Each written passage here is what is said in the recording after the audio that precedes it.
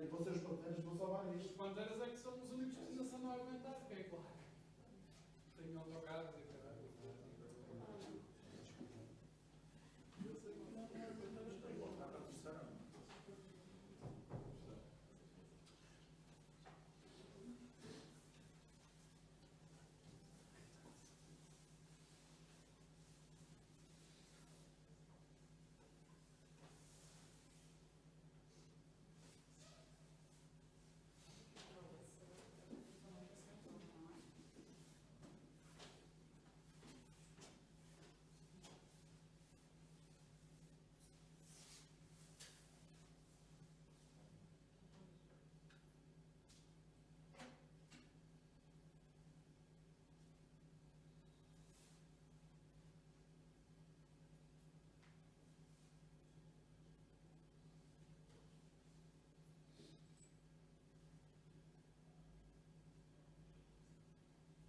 Seja muito bem-vindo a mais um especial futebol do Porto. Hoje para acompanharmos as palavras de Francisco Fagioli na antevisão ao encontro do Vitória Sport Clube e do Futebol do Porto, agendado para amanhã às 8h30 da noite em Guimarães.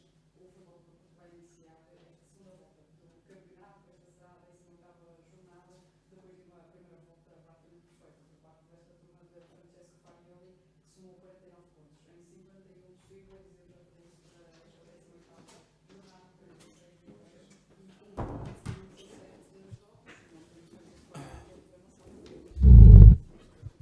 Muito boa tarde a todos. Começamos a conferência com a pergunta do Porto Canal.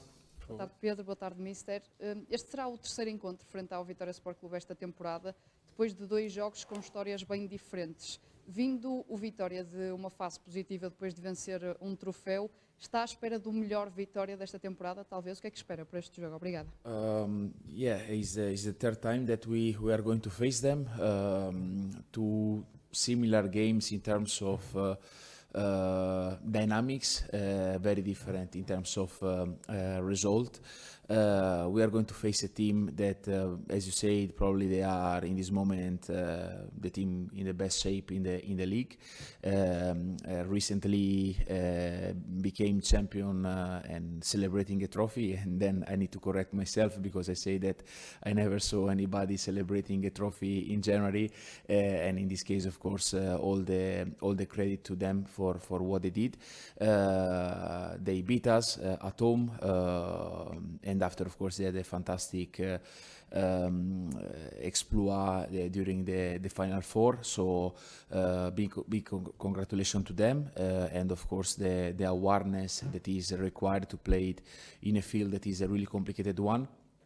Against one team that, as you said, they are definitely in a top form. Sport TV. Boa tarde, Francisco Faria. Praticamente perfeito na segunda volta, e se isso é possível, ou se está à espera que o nível da segunda volta e dos adversários aumente de forma muito forte. E depois, em relação a Varela... Respondemos à primeira, se calhar. Primeiro. Yes. So, with the game of tomorrow, of course, we start the second leg of the season. To do better is difficult. I think it will be great to repeat what we have done. Of course, it will be very difficult, very complicated. The games in the second leg are always more demanding because the games doesn't count just 3 points, but with the results there is always a possible consequence for good or bad. So of course we expect a very strong second half, full of challenges that will require from our side a lot of attention and commitment. So the game of tomorrow just need to give us again this capacity to enter in this new cycle of games with the right attitude. That is always the priority, to transfer the positive vibes that we got from the game of a couple of days ago, but again knowing that what we have done is part of the past. What is in front of us is the present and near future, and this is where we need to be really well connected, really well focalized.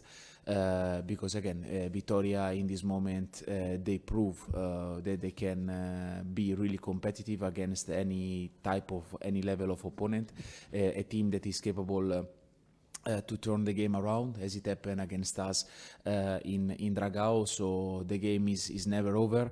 I expect a very strong start from them, and again we have to be ready, to be sharp, and to be with our level of competitiveness at our best. A segunda questão sobre o Alan Varela, estamos todos à espera que seja o substituto do Pablo Rosário. Ele esteve no banco nos últimos jogos, perguntar-lhe como é que ele viveu essa condição no banco e o que é que espera dele agora. No, Alan tomorrow is going to be in the lineup, as he has been for many matches in this part of the season. As you know, I truly believe in the capacity to rotate players to maximize their moment, to give sometimes some small period of break and rest.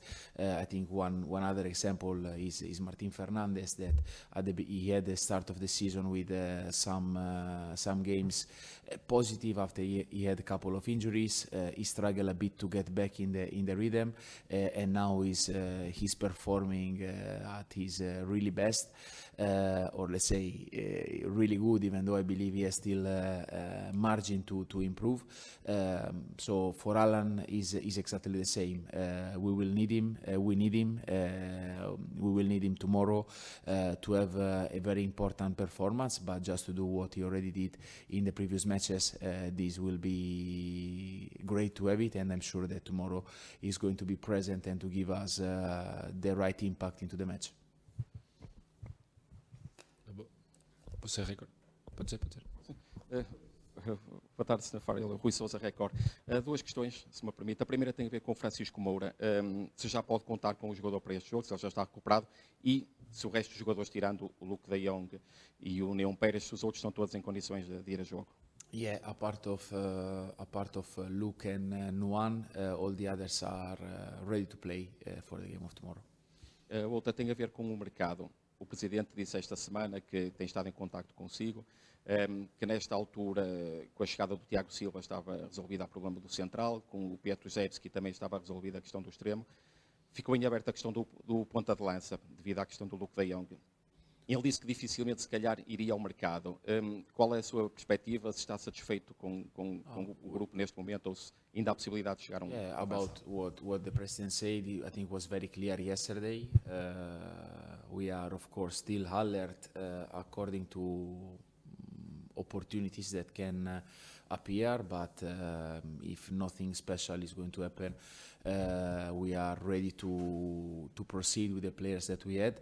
The arrival of Oscar and Thiago help us to reinforce positions where we were short due to the injuries and the market in the summer.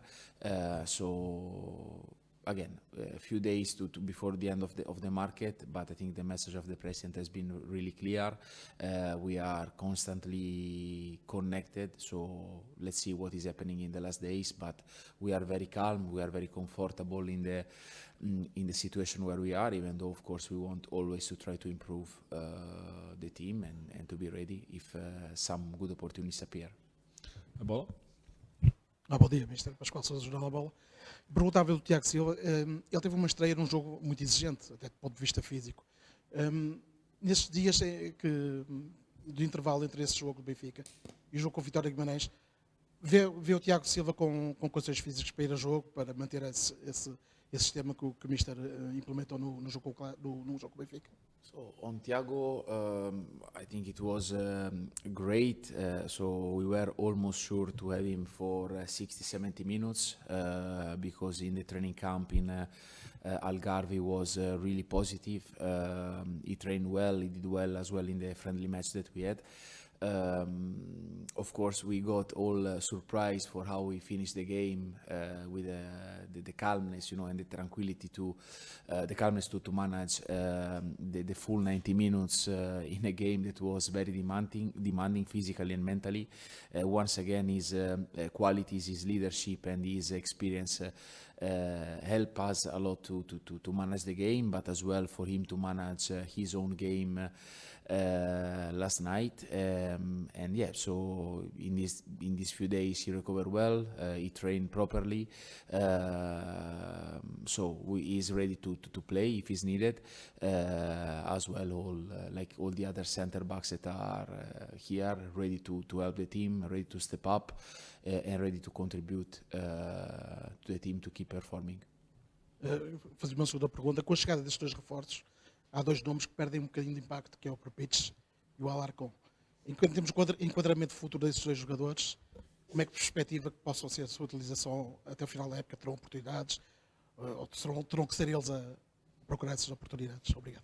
No, so for Perpic is very clear. Dominique arrived here as a young player with not a lot of expectation at the beginning of the season. And the reality that thanks to his qualities and his hard work, he maximized every single opportunity that we gave him. So in terms of hierarchy, nothing has changed. But in reality, what has changed is the level of trust that we all have in his performances, in his capability to start the game or to enter for a few minutes when is needed. And I think his progression has been really positive. He didn't lose any single moment to get better. I think he improved a lot in many areas of the game, thanks to his commitment, his attention in the training session, and as well in all the moments out of the pitch where we could have an impact on him. He's a very coachable player, very clever, and a player with a fantastic spirit. So we are really glad for his evolution, and for sure he's going to play his role in the next 6 months. About Angel, another great example of a player that didn't start the season really well. When the market ended, I had a very clear conversation about my expectation on him, and another example of how a player can take certain words, and I think he had a fantastic evolution, a great progression. He played a couple of matches in the starting lineup. He entered in several matches, so he will keep helping us both in the first team and in the second team. And after, of course, we need to see what is happening in the next days, because he's a player that has a good market. I receive a lot of calls and a lot of interest on him. My desire is to keep him with us, because I believe he will help us, and he can help us a lot in the next period. Fechamos com o jogo. Boa tarde, Mr. Farioli, o Moreira do Jogo. Duas perguntas também, se me permite. Queria perguntar pelo Mateus Mide, que na quinta-feira recebeu a medalha de mérito municipal do município de Gaia. Queria perguntar, tendo em conta que ele esteve a treinar integrado com a equipa há esta semana, quais é que foi as indicações que ele deixou durante estes treinos? He's doing great. He was with us for a certain period of consecutive training session in Algarve. He came again this week a few days ago with us. So he's a player that is absolutely under our radar, and where we are putting a lot of attention with all the departments.